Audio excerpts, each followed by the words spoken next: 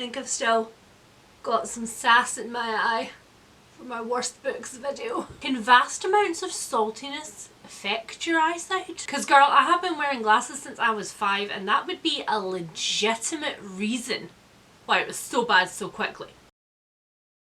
Hi guys, it's Leanne and I am back with part 2 of my book haul. You'll have seen part 1 a couple of days ago, hopefully, if everything went well, and that was a crime corner book haul full of stabbiness and death and mayhem and other things that make Leanne so happy. In this part of the book haul, while I am hopefully still sipping little cocktails with umbrellas in them, is basically everything else, and I am looking this way because there's quite a big stack over here. In the infamous words of Jenna Marbles, my too much gene done kicked in. Let's get started. So the first book that I have picked up is Coming Clean, and it is a memoir by Kimberly Rae Miller, and it's a bit of an interesting pick for me because I got this recommendation directly from Liane Moriarty. Now you guys know that I am a dearly devoted devotee of Liane Moriarty. I absolutely love her stuff, particularly anything that is not Big Little Lies. Not that I don't think Big Little Lies was a great book, I just didn't need the TV show, and the TV show does not need a sequel. American production places.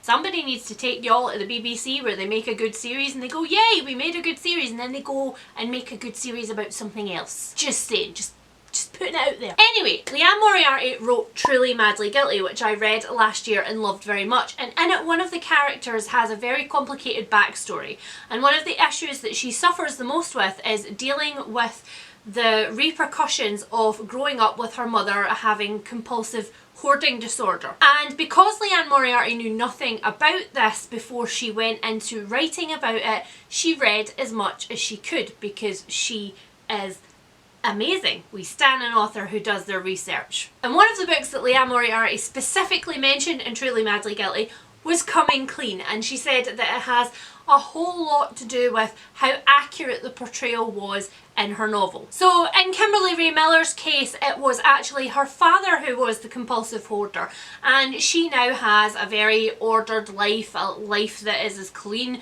and tidy as possible, possibly also compulsively so.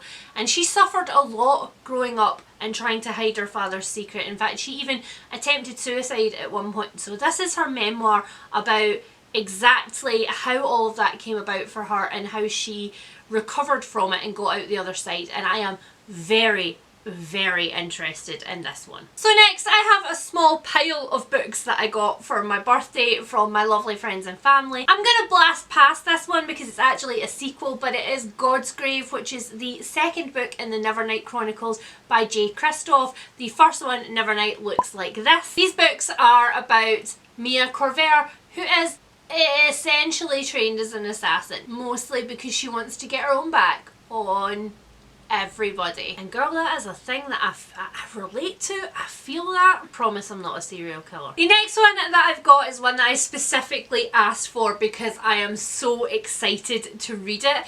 It's kind of a weird cross between literary fiction and mystery, and it is The Convenience Store Woman. This one is by Suyaka Murata, and it is about a woman called Keiko who was always seen as quite odd. And I mean, realistically, in Japan, they have quite strange definitions of what we would call odd. So it could be that Keiko has some kind of spectrum disorder and that's why she doesn't fit in, or it could be that Keiko is just not a cookie cutter person like everybody else. But either way, to try and make everybody happy, Keiko finally gets a job at a newly opened convenience store and she loves it. The order of it all, the exactness of it all, the process of reordering stuff and then making it look perfect on shelves, it all just, the routine makes her happy. But apparently that's not enough for her family and friends because they want her to do something else, namely find a husband. And so Keiko decides that in order to protect her newfound sanctuary, she's going to have to take pretty drastic action. I love the packaging of this book as well. Obviously her ID tag, but the inside, the price is on an actual price sticker, and it's just so cute and quirky, and I'm very excited. And it's nice to find things with one foot in literary fiction that I'm very excited about. Let's be honest, not happened for a while. The next one that I've got is a recommendation from the wonderful Kirsty, who is my podcast partner in crime. And as always, the podcast is always linked down there. It is essentially about stabby books where people die. If you like that kind of content, go check it out. Plug, plug, plug, plug, plug. Anyway, Kirsty read this one earlier on this year and she absolutely loved it. And I know that it's a book for me when she sends me screenshots of paragraph upon paragraph upon paragraph. This is Shrill Notes from a Loud Woman by Lindy West. And I hadn't actually heard of Lindy West, but she's a Seattle-based writer and she has a Guardian column which is apparently like fan favourite over there. Sorry if you can hear any crunching. I apparently have some very, very hungry cats today. So Shrill is essentially an essay collection full of Lindy's interesting observations on what it is to be a woman and what it is to be put in a box and what it is to be told that you're not allowed to have a voice. And believe me when I say that Lindy has got a voice.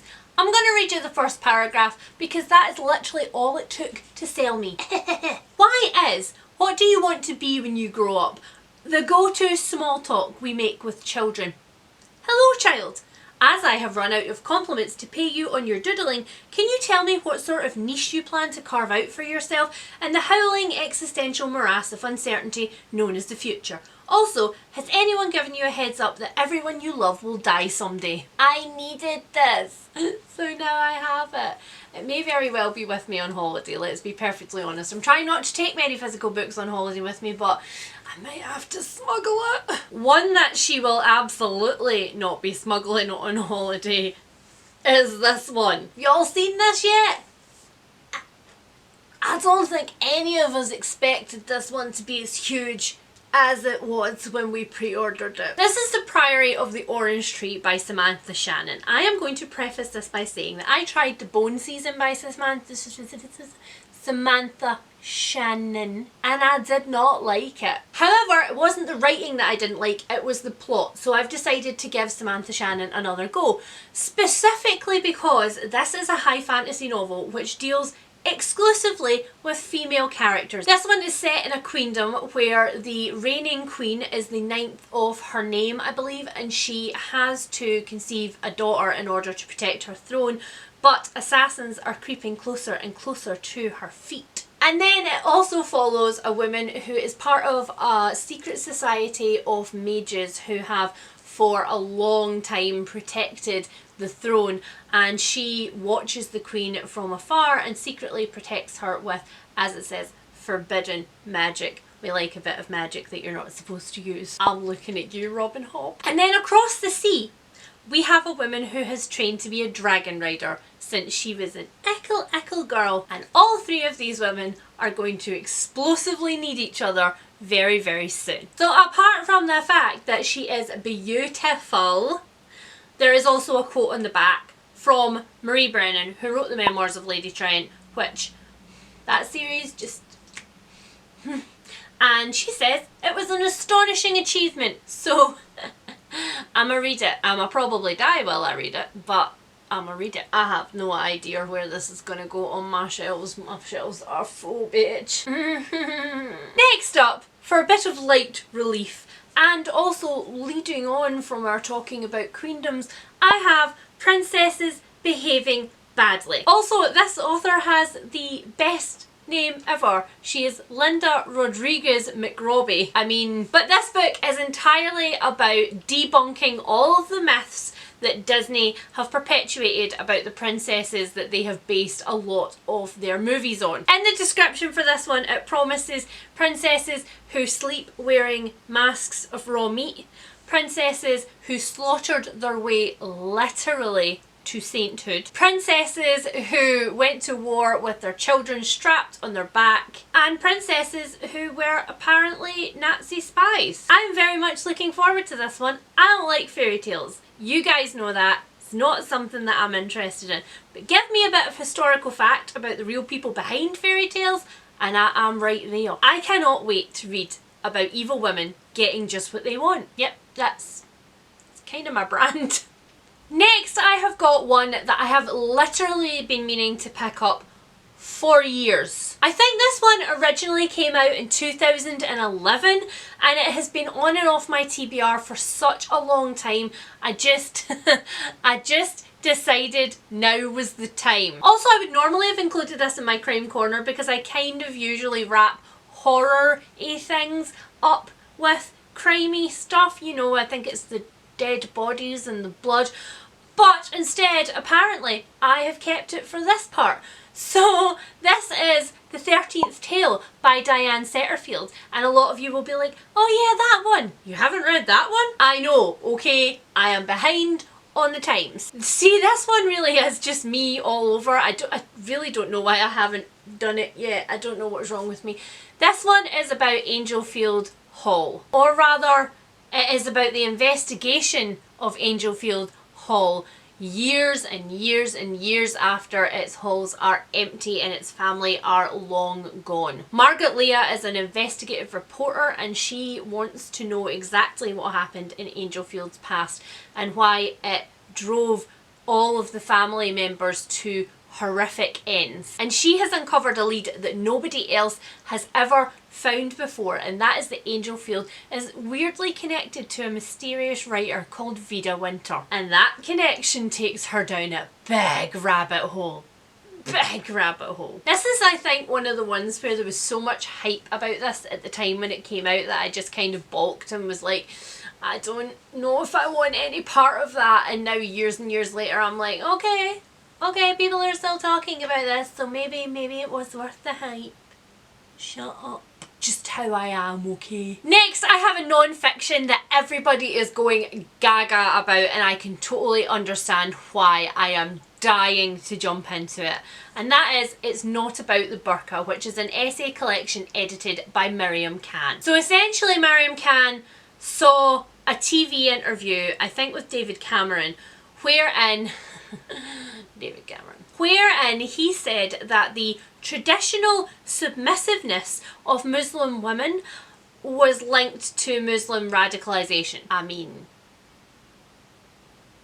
I got nothing. But it's okay, because Miriam's got a whole freaking book about it. Because she then thought to herself, how many Muslim women do I know who would list themselves as traditionally submissive? Not many. So let's actually write a book about it. Let's write a book about what it is to be a modern Muslim woman, surrounded by all this talk about radicalisation, surrounded by white men thinking that they speak for an entire population that they have never had any connection with. This hardcover is absolutely stunning. She's a supermodel. There is such a list of names on the back of this from the contributors. I am so excited, and thank you so much to PanMac for sending it to me, because your girl is gonna read it and then she is gonna tell everybody about it, and then she's possibly going to have to get a print of the cover.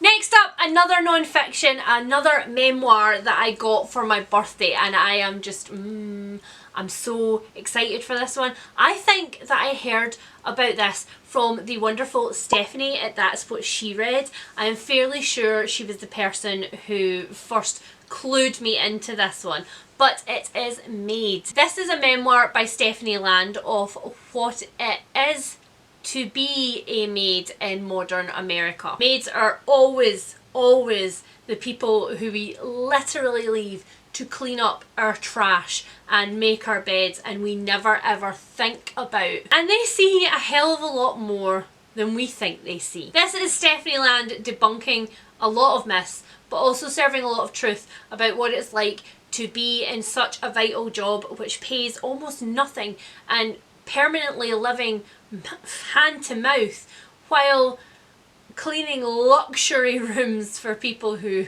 have more money than sense. Next, I've got proof of a book that is coming out in May.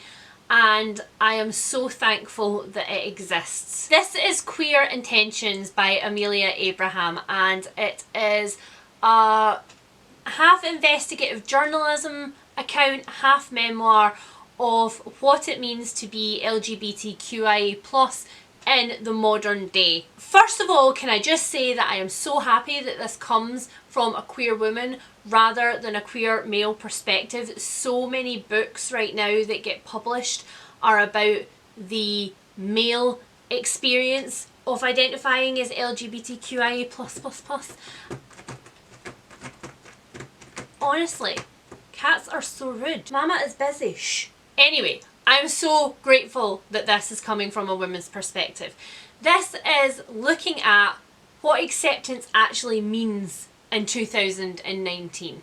It's easy to say that gay people are more accepted and that trans people are, you know, blazing their trail. But what does that actually mean? Like, what are we getting out of this? Are we actually getting anything out of this? Have we progressed at all? One of the reasons that I love this so much is because it is unashamedly about life in 2019. We're looking at phenomena like DragCon and Drag Race. This book also looks at something that I'm very interested in, which is the idea of the appropriation of our queer culture by cis, white, heteronormative people. I'm very excited to read this next month. Very excited. I will be telling you all about it as soon as I have finished it. Next up, I've got one that I also mentioned purchasing really recently, and that is On the Come Up by Angie Thomas. Of course, I have read and now raved about The Hate You Give. I am so sad that I did not read that sooner than I did, and it is like high time that I picked this one up and just gave into the hype and actually read a book when it was released. This is Angie Thomas's second book, and it is about a girl named Brie who would like to be a hip hop artist, and in fact her music is the only thing that stands between her and her family getting out of the terrible financial situation that they're in. She wants to save her family from homelessness, and it turns out that in order to do that, she might have to conform and lose more of herself than she ever thought she would. And I guess it's about the extremes that you would go to and how much you're willing to trade of yourself for your family and the people that you love. So that is everything from part 2 of my haul. I would like to know, of course, if you have read any of the books that I have shown today and if you loved any of them, or if you're going to be picking up any of them because I raved about them. I'm casting literally everywhere. I think it's pre-plane stress. I'm going to go now and do the job of finding spaces for all of these books, and I'm just gonna, it's gonna be okay. It's gonna be fine. Bye! Admit it though, it's cute. Do I belong in Hollywood, darling?